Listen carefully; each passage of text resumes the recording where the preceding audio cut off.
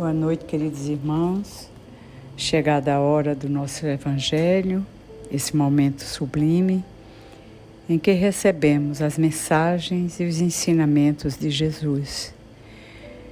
Essa hora, nos unimos os pensamentos, nos unimos em pensamento e vamos absolvendo todas essas mensagens, todos esses fluidos que vêm até nós.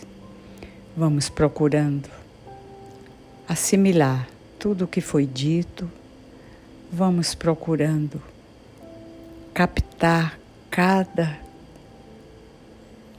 mensagem, procurando descobrir o significado e a compreensão para que possamos, cada dia, melhorar na nossa caminhada espiritual.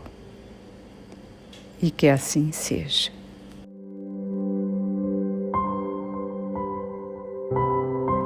Olá, meus queridos, vamos iniciar a leitura de O Evangelho segundo o Espiritismo, capítulo 23, intitulado Moral Estranha.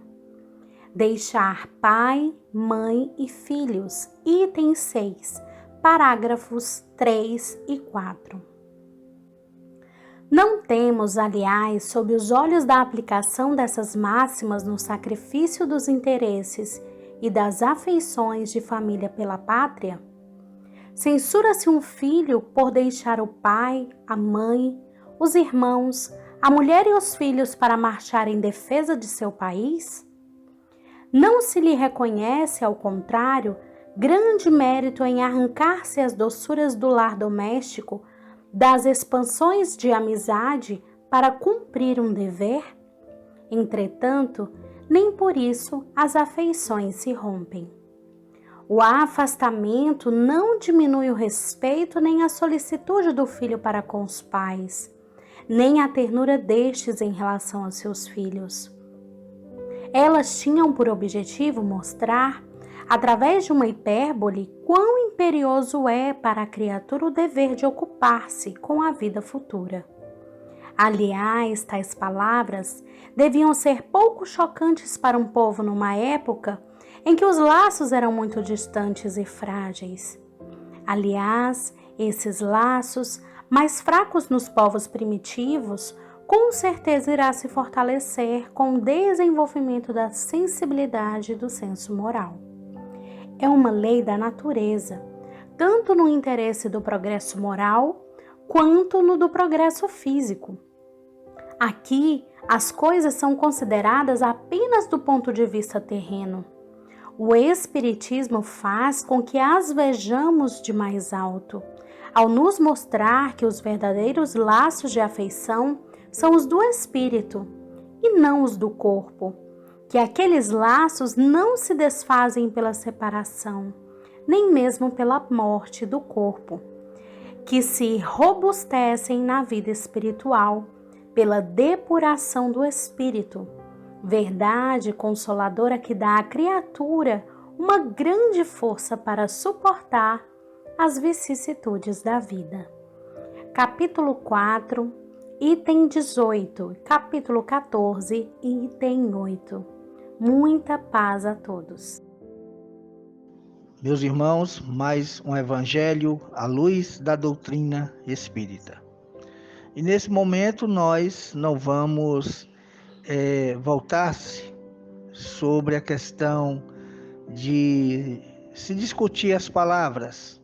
São necessárias, é importante, mas vamos primeiramente buscar compreender o pensamento que era evidentemente em que os interesses da vida futura estão acima de todos os interesses e todas as considerações de ordem humana, porque isto concorda com a essência da doutrina de Jesus, enquanto a ideia do abandono da família seria a sua negação.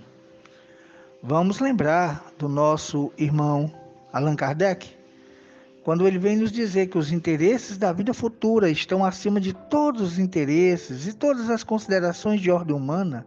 Ele não está desprezando aí os interesses e deveres da vida material aqui na Terra, apenas destaca que o viver na Terra tem a finalidade do desenvolvimento intelectual e moral de cada espírito encarnado. E tudo que esse viver propicia deve ser usado para o desenvolvimento e engrandecimento do ser espiritual no bem, pelo bem e para o bem. Quando assim entendemos, o homem procura não fazer o que possa dificultar sua caminhada evolutiva, compreendendo que cada existência é uma oportunidade valiosa no seu desenvolvimento espiritual através das experiências vividas. Até os dias de hoje, a maioria dos habitantes da Terra emprega toda a sua inteligência e sua energia na busca de valores materiais que aqui ficam quando chega a morte do corpo físico, esquecendo-se que o mais importante, e para isso renasceu, é a sua evolução espiritual, na satisfação das necessidades do espírito no contínuo aprendizado, aqui ou além, aperfeiçoando-se até tornar-se espírito puro, espíritos elevados. Nosso querido irmão Allan Kardec lembra que a própria vida material exige que se abandone a família em caso de guerra, em caso de casamento, indo constituir novo núcleo familiar, ou ao ir estudar ou trabalhar em outra cidade, sem que se perca o afeto existente, sem que as relações sejam cortadas. Meus irmãos, esses abandonos são necessários para que o homem aprenda a agir por si mesmo, confiando nas suas capacidades, desenvolvendo a responsabilidade dos seus atos, a fim de completar-se do conhecimento de si mesmo, aprendendo a viver em outros ambientes, com pessoas diferentes, com mais oportunidade de aprendizado em novas experiências. Assim não se deve dar a essa palavra de Jesus o sentido de abandonar, de cortar relações com a família como condição de ser seu discípulo, pois o Espiritismo nos esclarece que nos relacionamentos familiares estão as maiores oportunidades de desenvolver-se o amor ao próximo como a si mesmo, de transformações de ódio em amor, de antipatias em simpatias, de egoísmo em altruísmo, em renúncia a favor do outro, ou seja, de vivenciar os seus ensinos. Ora, lembremos também que as separações de membros de raças, de nações que se ligam a pessoas de outros meios, produzindo o aperfeiçoamento e o progresso das mesmas. O Espiritismo, meus irmãos, nos ensina que se deve a tudo observar e analisar sob o ponto de vista da imortalidade do espírito, a fim de compreender que os verdadeiros amores não se rompem com as separações na vida terrena, nem com a morte do corpo, visto que, encarnado ou desencarnado, continua-se exercitando a vida. Ora, aonde quer que vá os espíritos ou o espírito, os laços de afeto continuarão ligados, fortalecendo-se cada vez mais nos outros laços que vão se constituindo e se fortalecendo, porque o amor, meus irmãos, quanto mais se doa, mais cresce no íntimo dos filhos de Deus o verdadeiro amor absoluto. Então, considerar os interesses espirituais acima dos interesses terrenos, com a consciência de que os últimos se constituem apenas em meios para a satisfação dos primeiros, é a mensagem de Jesus nessas palavras que, interpretadas segundo a forma, seriam contrárias à moral divina. Nesses mesmos momentos de muitas reflexões, busquemos compreender Jesus, não somente conhecendo, mas meditando, sentindo e vivenciando a cada dia. Sigamos com Jesus. Muita paz.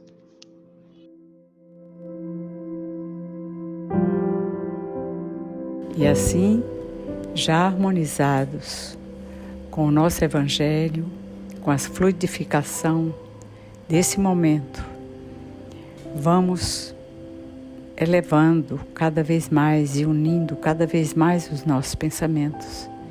Vamos mentalizando todo o nosso planeta, nosso belíssimo planeta, todas as suas águas, de mares, de rios, de lagoas, as águas que estão nas nossas casas. Vamos mentalizando esse fluido benéfico, envolvendo, descendo sobre todas essas águas, que elas possam nos servir enquanto tomamos, trazendo todas as benesses necessárias para o nosso organismo. Vamos mentalizando na hora do banho, na hora que bebemos água, que os mensageiros de Jesus tragam toda essa fluidificação necessária para que possamos, a cada dia, estarmos melhores e procurarmos seguir o nosso trabalho na seara do Mestre. Que assim seja.